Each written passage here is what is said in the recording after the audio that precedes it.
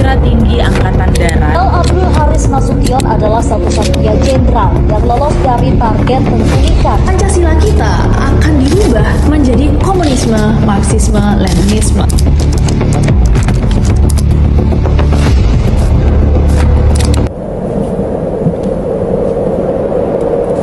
Tahun 1965, tragedi Indonesia berdarah yang tidak akan hilang dari jejak bangsa ini.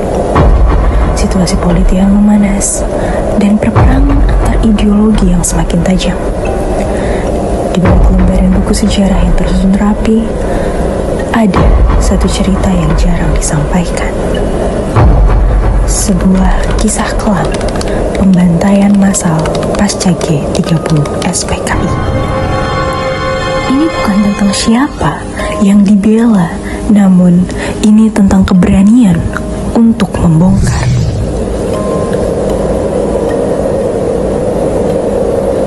Bahwa ada sejarah yang dihilangkan dan juga ada hak-hak yang telah diinjak ketika hukum tidak dilindungi, ketika keadilan tidak ditegakkan, ketika sejarah hanya dimiliki oleh pemenang.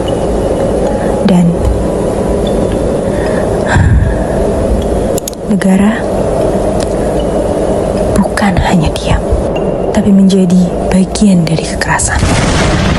Para diktator tahu untuk menguasai negara, mereka harus menguasai media. Contohnya seperti Lenin dan Hitler yang menggunakan media untuk mempropagandakan ideologi mereka. Dan presiden kedua kita, Bapak Soeharto, paham akan hal ini dan mengambil jalan yang sama setelah kejadian kelam G30 SPKI. Beliau langsung menduduki kantor RRI dan parahnya juga banyak hal-hal yang dibungkam, mulai dari koran-koran, media massa, dan sebagainya. Setelah menguasai media, Kroni Soeharto mulai menyebarkan propaganda yang akhirnya tertanam pada seluruh insan manusia sampai detik ini. Inilah salah satu pelanggaran HAM terbesar yang pernah terjadi di Indonesia.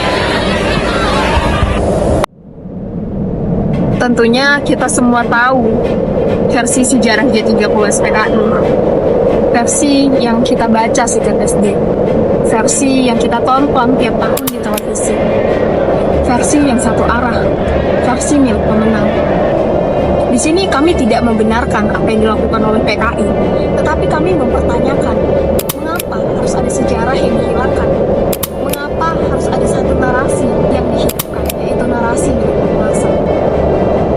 Narasi yang bahkan membuat kita semua lupa bahwa tragedi ini pernah benar-benar terjadi. Bahkan korban-korban tidak mendapatkan suara mereka. Waktu Riko tugas juga terus tak lewat ya, dah ke sumur mati, dah ke sumur itu ada dengar Bapak Swabicana yang ribu.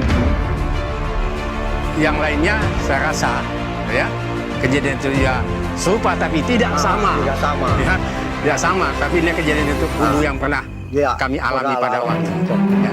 Pada dini hari 1 Oktober 1965, 6 jenderal senior TNI Angkatan Darat dan 1 perwira telah dibunuh.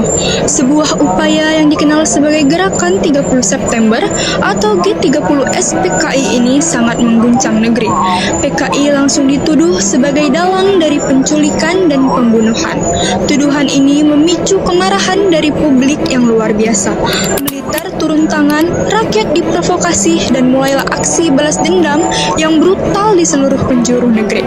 Peristiwa ini berubah menjadi hukuman tanpa proses hukum. Sejak Oktober tahun 1965 hingga pertengahan 1966 telah terjadinya pembantaian massal di berbagai daerah yang mengakibatkan sekitar 500.000 jiwa terbunuh. Mereka yang diduga adalah anggota dan simpatisan PKI. Mulai dari buruh, petani, hingga rakyat biasa yang dibunuh serta dimasukkan ke kamp tahanan. disiksa, dibunuh, dan diintegrasi. Pembunuhan-pembunuhan ini terjadi di Jawa Tengah pada bulan Oktober, di Jawa Timur pada bulan November, dan di Bali pada bulan Desember. Satu persatu menjadi ladang pembantaian. Di banyak kasus, mereka bahkan tidak tahu apa itu ideologi komunis. Mereka hanya rakyat kecil yang menginginkan hidup layak. Terus sambil dia tuh ada yang bisa berteriak langsung.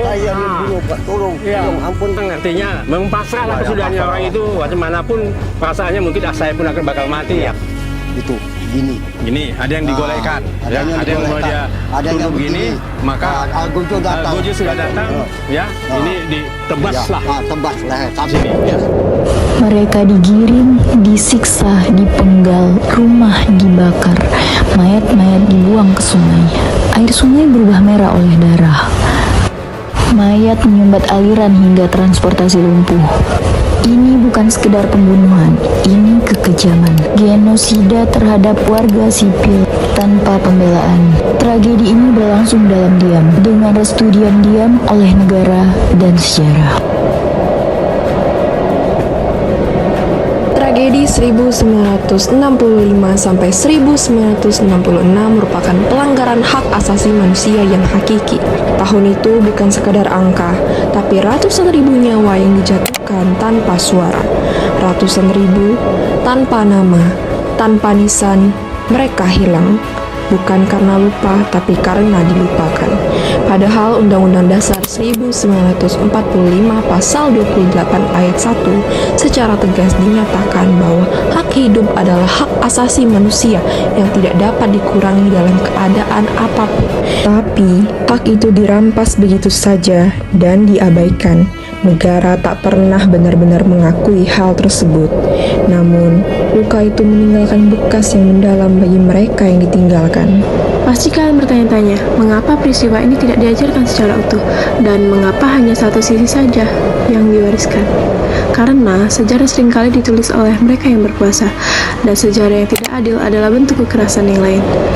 Selama kebenaran dikubur dan selama luka tak diberi ruang untuk sembuh, maka keadilan hanyalah angan-angan, dan yang tertinggal hanyalah kebisuan dan ketakutan.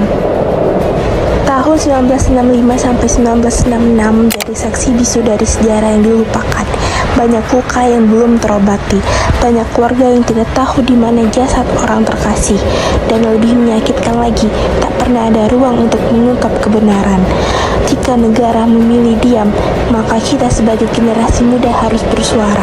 Kita tidak bisa tinggal diam ketika sejarah menjadi kabur, karena kebenaran bukan untuk disembunyikan, tetapi untuk dihadapi. Udah kan, siap? Siap. Bukan.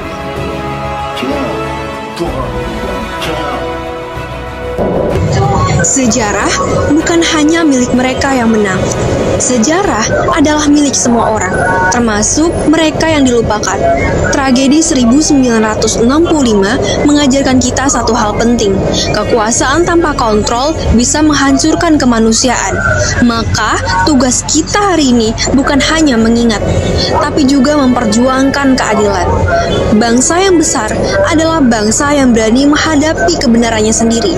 Mari jadi generasi yang tak hanya menghafal sejarah, tapi berani menggali sisi-sisi yang terlupakan, agar tragedi seperti ini tidak pernah terulang lagi. Karena dibilang karena pemberontakan ya, pemberontakan PKI ya, itu semua bohong.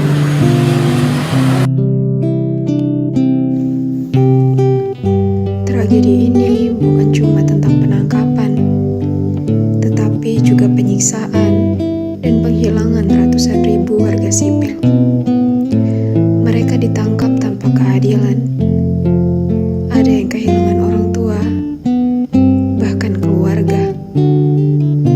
Warga sipil yang tidak tahu apa-apa juga ikut jadi korban.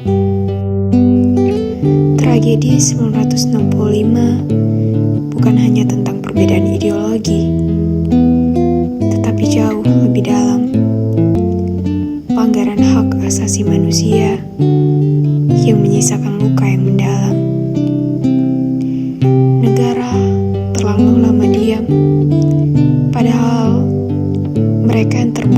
bukan sekadar angka. Mereka adalah manusia yang haknya dirampas, yang kisahnya dikubur